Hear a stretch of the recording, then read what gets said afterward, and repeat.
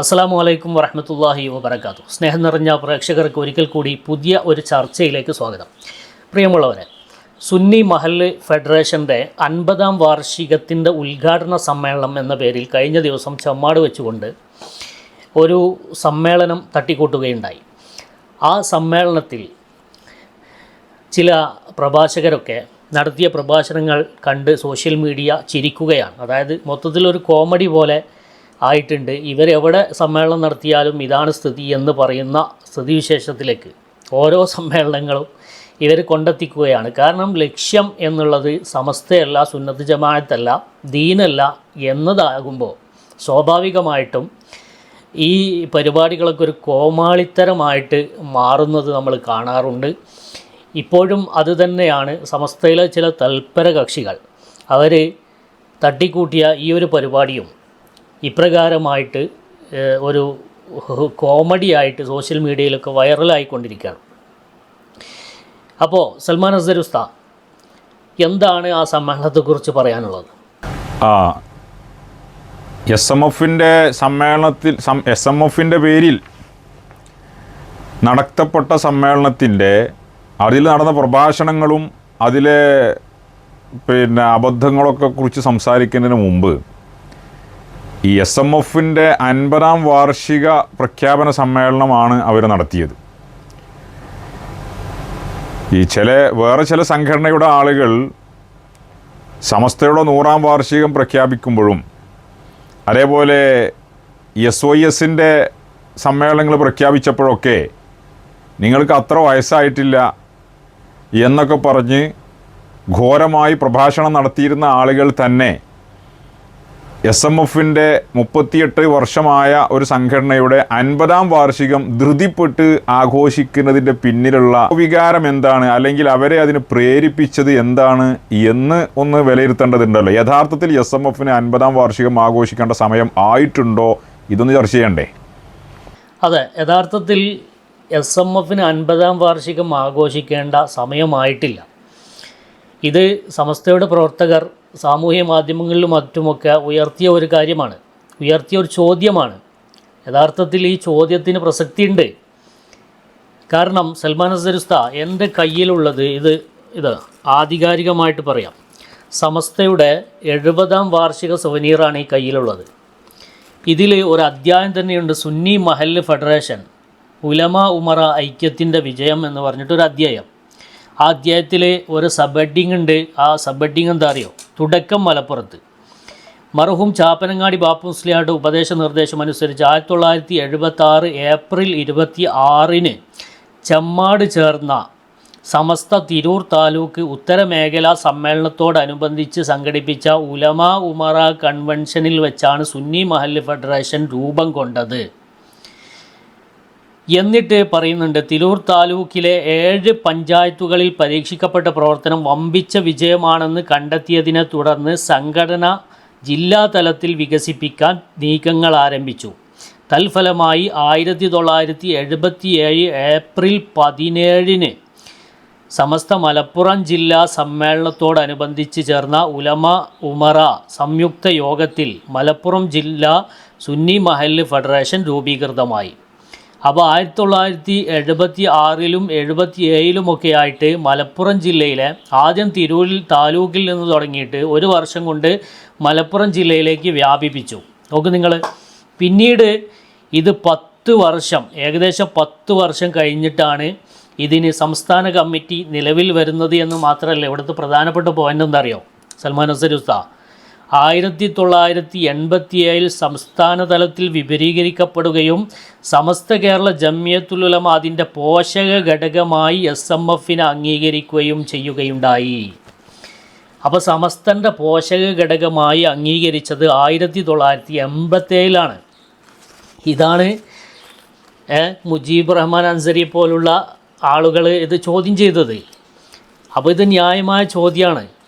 87-ൽ നിന്ന് 50 കൂട്ടിയൊക്കെ നിങ്ങൾ എത്ര വരും? 37-ലാണ്. 2037-ലാണ് ഇതിൻ്റെ 50-ാം വാർഷികം ആഘോഷിക്കേണ്ടത് ശരിക്ക്. ഇപ്പോൾ നിങ്ങൾ പറഞ്ഞതുപോലെ ഈ ധൃതിപ്പെട്ട് ആഘോഷിക്കുന്നതിൻ്റെ പിന്നിലുള്ള ചേതോവികാരം എന്താണ് ഇത് സ്വാഭാവികമായിട്ടും ഇവരാണ് ഇത് ചെയ്യുന്നത് എന്നതുകൊണ്ട് സമസ്തയുടെ പ്രവർത്തകർക്ക് സ്വാഭാവികമായിട്ടും സംശയം ഉണ്ടായി.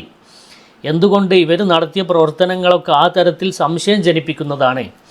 നമുക്കറിയാം, സമസ്തയുടെ ഏതൊരു കുട്ടിക്കും അഭിമാനകരമായിരിക്കുന്ന ഒരു സമ്മേളനമാണല്ലോ 100-ാം വാർഷികം. ആ 100-ാം വാർഷികത്തിൽ സയ്യിദുൽ ഉലമയുടെ ജാഥ നടക്കുന്ന സമയത്ത് ഇവരെന്താ ചെയ്തത്?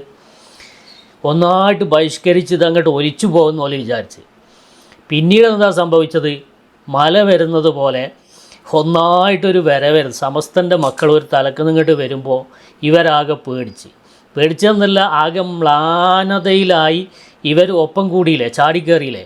അപ്പോൾ അവിടം വരെ മാധ്യമങ്ങളിലൊക്കെ സമസ്തയെ അപകീർത്തിപ്പെടുത്താനുള്ള എല്ലാ ശ്രമങ്ങളും നടത്തി പരാജയപ്പെട്ടപ്പോൾ വണ്ടി കയറിയ ആളുകൾ അവർ 100-ാം വാർഷികം കഴിഞ്ഞ ഉടനെ ഇനിയും എത്രയോ വർഷങ്ങൾ കിടക്കുന്ന 50-ാം വാർഷികം SMFൻ്റെ പേരിൽ തട്ടിക്കൂട്ടാനുണ്ടായ കാരണം സമസ്തയുടെ മക്കൾ ചോദിച്ചാൽ അതിന് ന്യായമായിട്ടും അത് ന്യായമായ ചോദ്യമല്ലേ, ന്യായമായ സംശയമല്ലേ.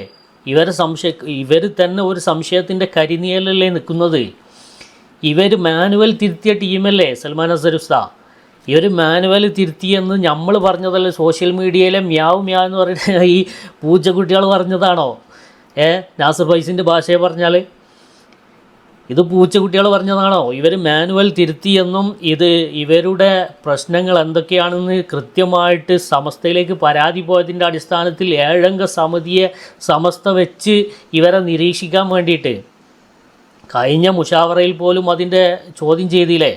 ഇവരെന്തുകൊണ്ട് സമിതിയോട് അന്വേഷിക്കുന്നില്ല? അപ്പോൾ ഇവരെന്തായി മുൻകൂർ ജാമ്യം എടുത്തിട്ട് തങ്ങൾ ഉസ്താദിൻ്റെ അടുത്ത് വന്നിട്ട് എന്ത്, ഞങ്ങൾ MT ഉസ്താദിനെ കാണുന്നുണ്ട്, MT ഉസ്താദിനോട് പറഞ്ഞിട്ടാണ് ഞങ്ങളൊക്കെ ചെയ്യണത്.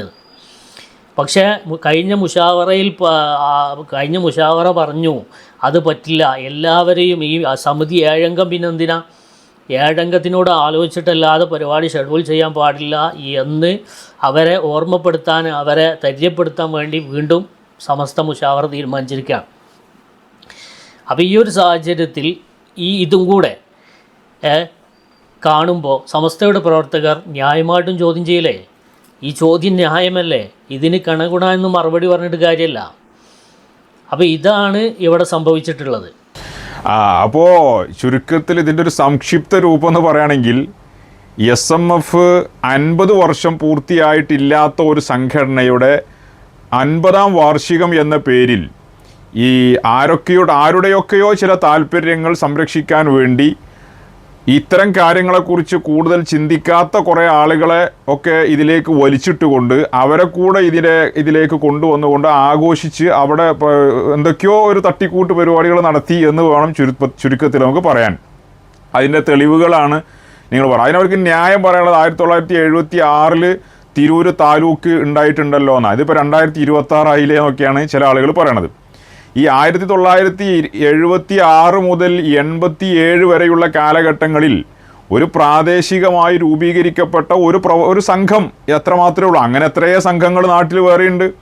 പക്ഷേ ഇത് സമസ്തയുടെ കീഴ്ഘടകമായി ഔദ്യോഗിക സ്വഭാവമുള്ള ഒരു സംഘടനയായി ഇതിനെ സമസ്ത അംഗീകരിച്ച് സമസ്തയുടെ പോഷക ഘടകമായി എന്നാണോ നിലവിൽ വന്നത്, അത് 1987 എന്നിവിടെ കൃത്യമായി പറയുകയും ചെയ്തു. 87 സമസ്തയുടെ കീഴ്ഘടകമായ ഒരു സംവിധാനം എങ്ങനെയാണ് ഇപ്പോൾ 50-ാം വാർഷികം ആഘോഷിക്കുക എന്ന് മാത്തമാറ്റിക്സിൽ ബിരുദാനന്തര ബിരുദമെടുത്ത ആളുകളൊക്കെ ഉള്ളതല്ലേ? ഒന്ന് കൃത്യമായി അതിൻ്റെ കണക്കും കാര്യങ്ങളൊന്ന് പറഞ്ഞു തരികയാണെങ്കിൽ ഈ സോഷ്യൽ മീഡിയയിൽ ഇത്തരം കാര്യങ്ങൾ ഉന്നയിച്ചുകൊണ്ട് നിങ്ങളെ അസ്വസ്ഥരാക്കുന്ന ആളുകൾക്ക് തൽക്കാലം ഒരു വിശ്രമിക്കാവുന്നതാണ്. പിന്നെ അതുപോലെ അബൂതാഹിർ ഫൈസി അവിടെ വേറൊരു രസകരമായ സംഭവമുണ്ട്. 1989 ഈ പ്രസ്ഥാനത്തിനെ രജിസ്റ്റർ ചെയ്യുന്നത്. ഈ 89 ഈ പ്രസ്ഥാനത്തെ സൊസൈറ്റീസ് ആക്ട് പ്രകാരം രജിസ്റ്റർ ചെയ്യുമ്പോൾ ഇതിന് എഴുതിയുണ്ടാക്കിയ ബഹുമാനപ്പെട്ട ശൈഖുന ശംസുൽ ഉലമ അടക്കമുള്ള നമ്മുടെ പൂർവികരായ മഹത്തുക്കളുടെ സാന്നിധ്യത്തിൽ എഴുതിയുണ്ടാക്കിയൊരു ഭരണഘടനയുണ്ട്. ഇതിൻ്റെ നിയമങ്ങളും ചട്ടങ്ങളും. ആ നിയമങ്ങളിലും ചട്ടങ്ങളിലും ചില കാര്യങ്ങൾ ഇന്ന് സമൂഹം പൊതുജനങ്ങൾ മനസ്സിലാക്കേണ്ട ചില കാര്യങ്ങളുണ്ട്. SMFൻ്റെ ഇന്നത്തെ രീതിയും രൂപവും അങ്ങനെയാണോ അല്ലേ? ഭരണഘടന തന്നെ തിരുത്തിയ ആളുകളാണ്, അതുകൊണ്ട് അതിൽ വലിയ പ്രസക്തിയൊന്നുമില്ല. എന്നാലും ഇന്നത്തെ SMFൻ്റെ പ്രവർത്തനങ്ങൾ കാണുമ്പോൾ ഇതിൻ്റെ ഭരണഘടനയും ഉദ്ദേശ ലക്ഷ്യങ്ങളുമായി വല്ല ബന്ധമുണ്ടോ ഇല്ലേ എന്നുള്ളത് ആളുകൾക്കൊന്ന് മനസ്സിലാക്കാവുന്നതാണ്. ഇതിൻ്റെ ലക്ഷ്യം എന്ന് പറയുന്നത് ഉലമാവും ഉമറാവും യോജിച്ചുകൊണ്ട് ഓരോ മഹല്ലത്തിലെയും മതസ്ഥാപനങ്ങൾ സംരക്ഷിക്കുക, പിന്നെ പരിപോഷിപ്പിക്കുക. ഇത് ചെയ്യുക. അതോടുകൂടെ തന്നെ മുസ്ലിം പൊതുജനങ്ങൾക്ക് ദീനീ വിജ്ഞാനം കൊടുക്കുക, മതബോധം വളർത്തിയെടുക്കുക. അഹ്ലു സുന്നത്തി വൽ ജമാഅത്തിൻ്റെ ബി ആയിട്ട്, 5ാം ഖണ്ഡത്തിലെ ബി ആയിട്ട് പറയുന്നത് അഹ്ലു സുന്നത്തി വൽ ജമാഅത്തിൻ്റെ പരിപാലനം, അതിന് ആവശ്യമായ പ്രവർത്തനങ്ങൾ ഇതൊക്കെ ചെയ്യുക എന്നുള്ളതാണ്. പിന്നെ അഹ്ലു സുന്നത്തി വൽ ജമാഅത്തിൻ്റേതായി നിലവിലുള്ള ദീനീ സംഘങ്ങളും സ്ഥാപനങ്ങളും പരിരക്ഷിക്കുക, ഇല്ലാത്തടത്ത് അത് ആവശ്യമായതുണ്ടാക്കുക. ഇതൊക്കെ അഹ്ലു സുന്നത്തി വൽ ജമാഅത്തുമായി ബന്ധപ്പെട്ടുള്ള പ്രവർത്തനങ്ങൾക്കാണ് പ്രാമുഖ്യം കൊടുക്കേണ്ടത്. അതിനു വേണ്ടിയിട്ടാണ് ഈ സംഘം രൂപീകരിച്ചിട്ടുള്ളത്. അതുപോലെ തന്നെ മതവിജ്ഞാനം, മതബോധം ഇത് ജനങ്ങൾക്കിടയിൽ വളർത്തിയെടുക്കുക.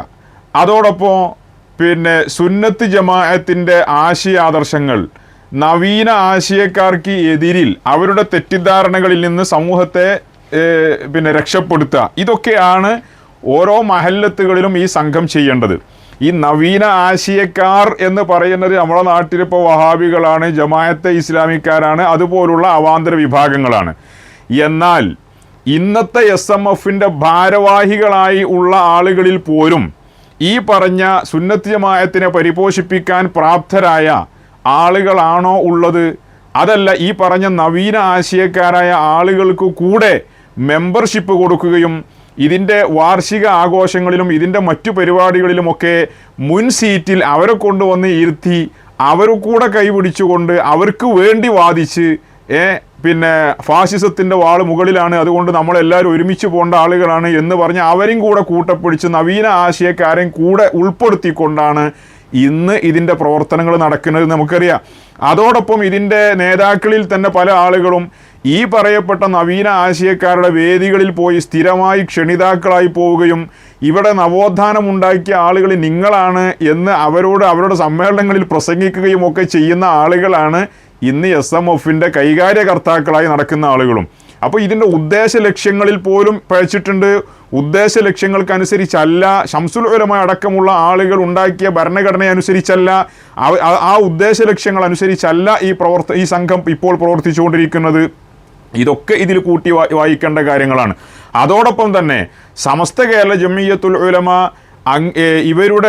ഇവരുണ്ടാക്കിയെടുത്ത പുതിയ തട്ടിക്കൂട്ട് കമ്മിറ്റിയുടെ നിലനിൽപ്പിനെ തന്നെ ചോദ്യം ചെയ്ത അവസ്ഥയാണ്. സമസ്തയുടെ ഒരു പോഷക ഘടകങ്ങൾക്കും സംഭവിച്ചിട്ടില്ലാത്ത അത്രയും നാണം കെട്ട അവസ്ഥയാണ് അവരുടെ കയ്യിലിരിപ്പ് കാരണം അവർ നേരിടേണ്ടി വന്നത്.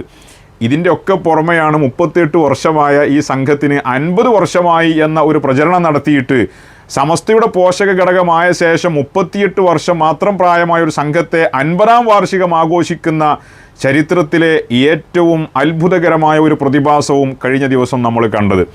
മൊത്തത്തിൽ ഇതിൻ്റെ കൈകാര്യകർത്താക്കളുടെ ക്വാളിറ്റിക്ക് അനുസരിച്ച് ഇതിൻ്റെ എല്ലാ അവസ്ഥകളും മാറിപ്പോയി തുടങ്ങിയിട്ടുണ്ട്. അതുകൊണ്ട് നമ്മുടെ നേതാക്കൾ തീർച്ചയായും ഒന്നുകൂടെ ജാഗ്രത പാലിക്കും എന്ന് തന്നെയാണ് നമ്മൾ പ്രതീക്ഷിക്കുന്നത്. والحق هو الثابت الباقي الذي لا يزول. إن الباطل لا بقاء له ولا ثبات.